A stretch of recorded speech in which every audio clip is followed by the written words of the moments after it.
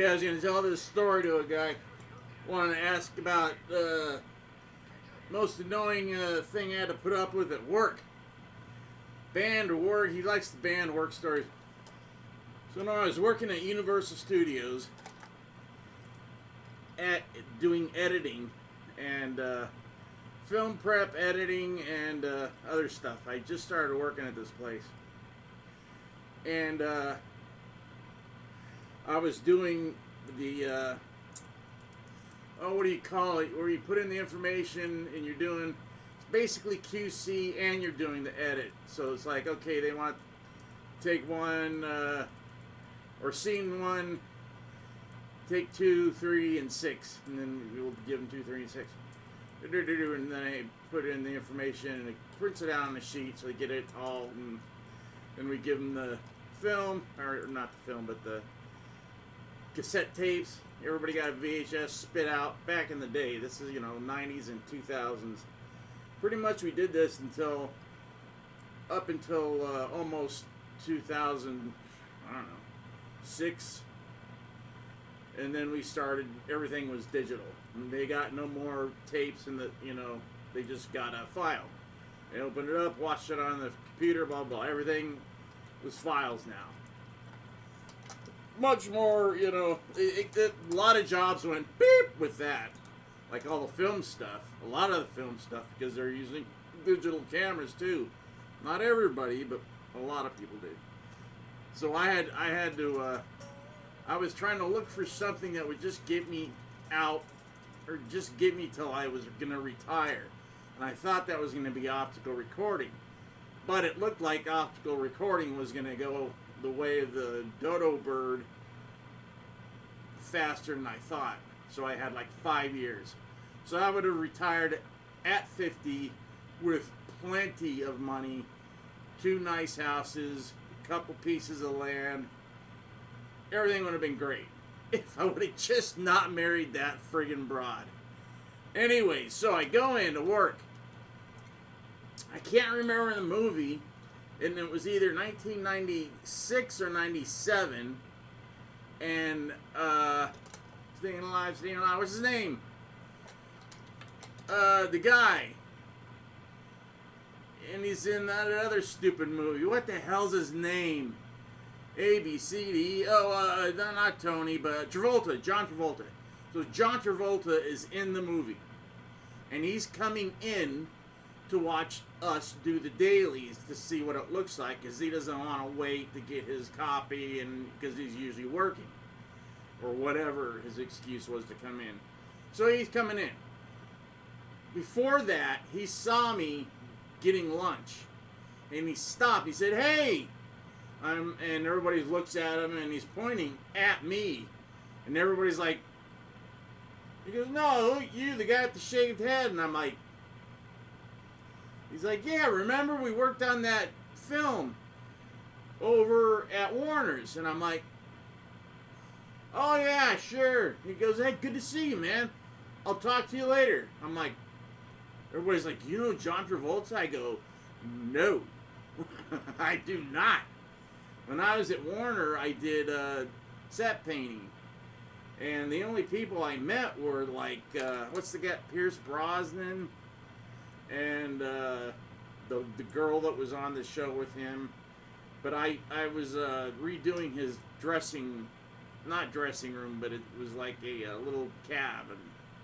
It has a little, just like a little teeny house. It'd be great to live in. Small house.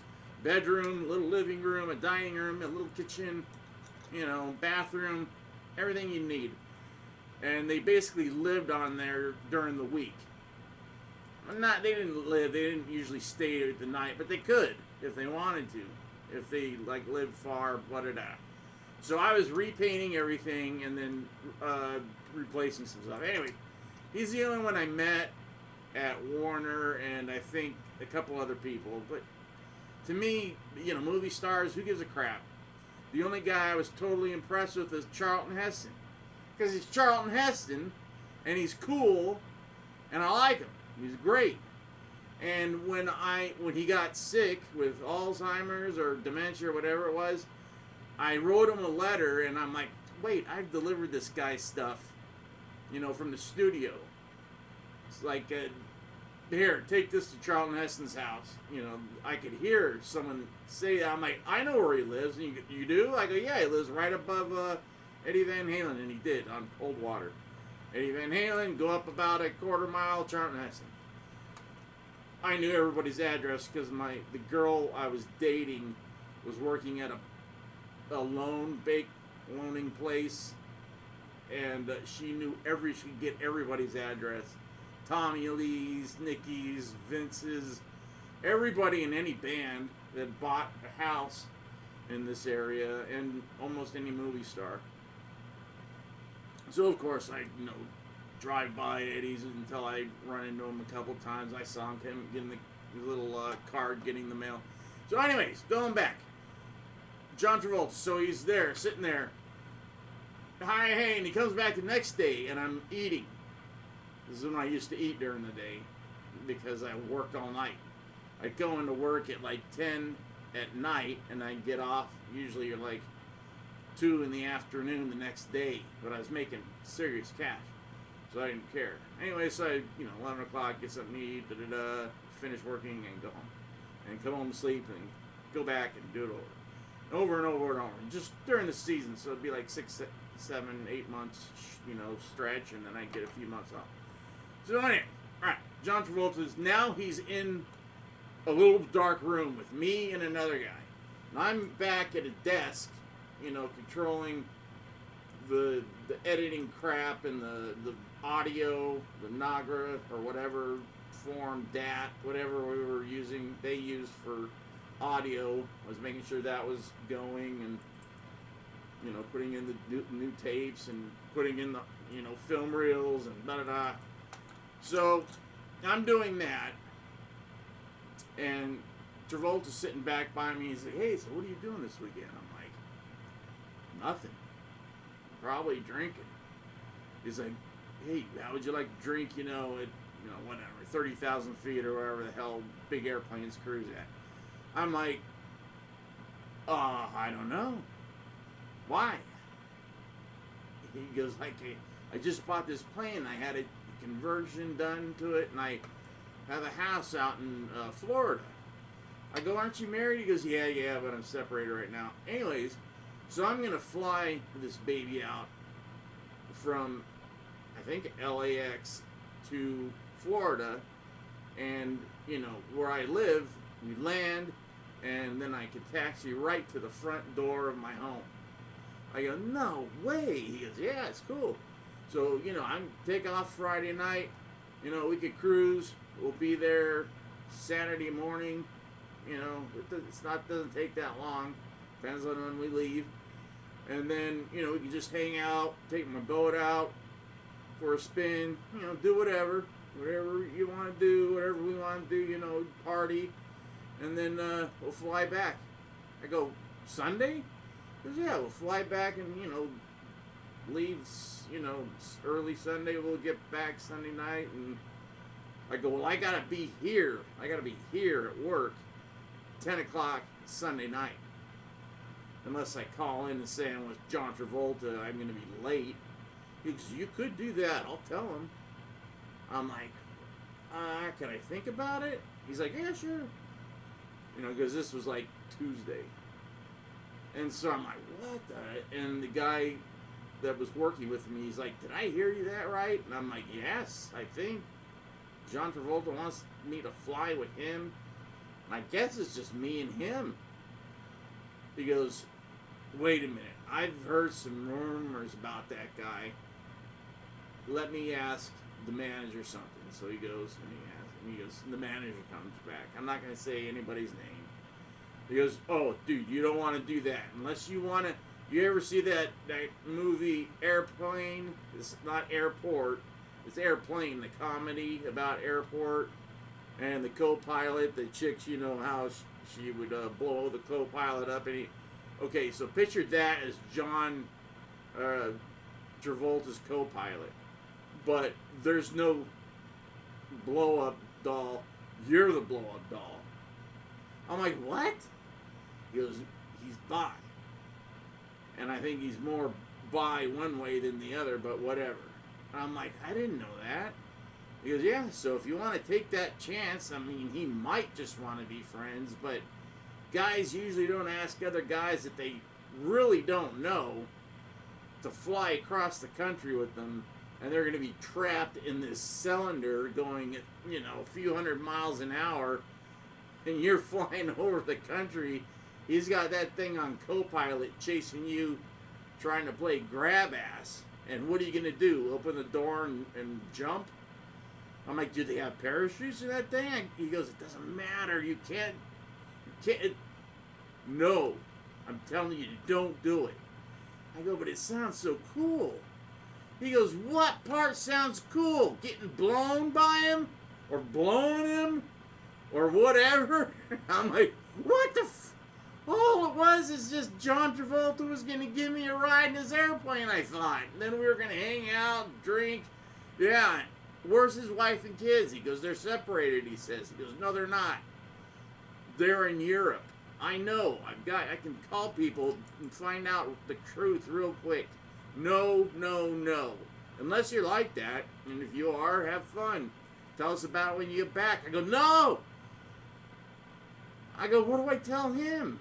Because it's not like a date. Just say, can't do it. Boss says I gotta be here like at, you know, Saturday and Sunday, so I can't really leave this weekend. I'm like, and you'll back me up? He goes, yes. I go, okay. So I told Travolta that. He goes, oh man, it's too bad, man. I wanted to christen this bird. I'm like, you haven't flown it yet? He goes, well, not from here to Florida alone. So I was gonna, have somebody. And you seem like a cool guy because we got along on the set back at Warner. I'm thinking, who the fuck? He doesn't think, because I kept asking, who do you think I am? He goes, I know who you are. You said your name is Michael, right? I go, oh, you know my name. Because I told him my name when we were having lunch. It was so friggin' stupid. So after that, we had another 4 weeks to work with this guy, 3 or 4 weeks, and I'm like, oh no. I just broke a date with John Travolta.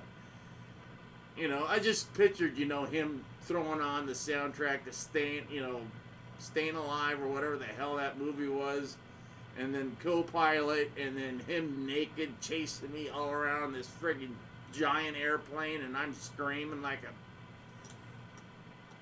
So there you go. That was a time. That's kind of a funny one, but it's kind of a stupid one. But the thing is it got around work, and everybody was giving me crap for months. Dude, so how you and John doing? You and John Travolta going out this weekend? Hey, what do you guys do? Hey, who's the pitcher? Who's the catcher? Oh, shut the fuck up! I said, we are taking dancing lessons this weekend. Really? No, you idiots. People are idiots. So, there's a story. Before I even played anything, and I gotta go. I don't know what to play. You asked me what song I, was sick of playing. Here's another one that I got sick of playing that's pretty easy, and that I learned from the guy who wrote it.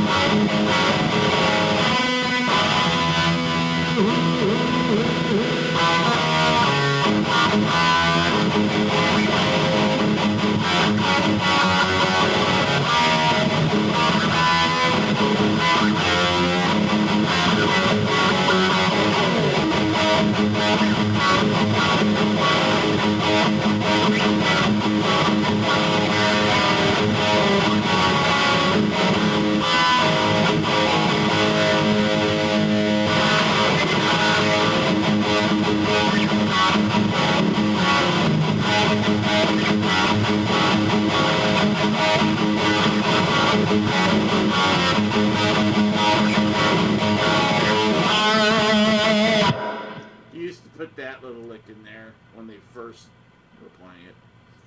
There you go. I think that's about it. I don't know what else to do. I mean, I play the same.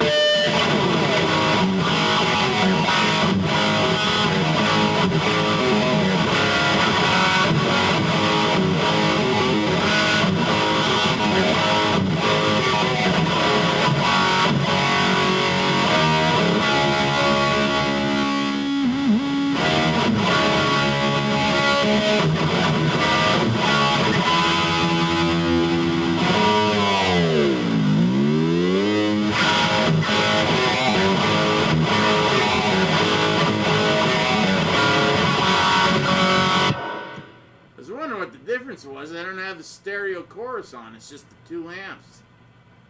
Doesn't sound that bad, does it? So let's put on the chorus. All it does is kind of like brighten it up a bit and split it, the channels a little more.